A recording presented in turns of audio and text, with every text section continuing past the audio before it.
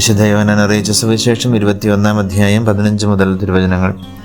നീ എന്നെ സ്നേഹിക്കുന്നുവെന്ന ചോദ്യത്തിന് മറുപടിയായി, ഉപകർത്താവേ, ഞാൻ നിന്നെ സ്നേഹിക്കുന്നുവെന്ന് നീ അറിയുന്നുവല്ലോ എന്നാണ് പത്രോസ് തിരിച്ചു മറുപടി നൽകുക.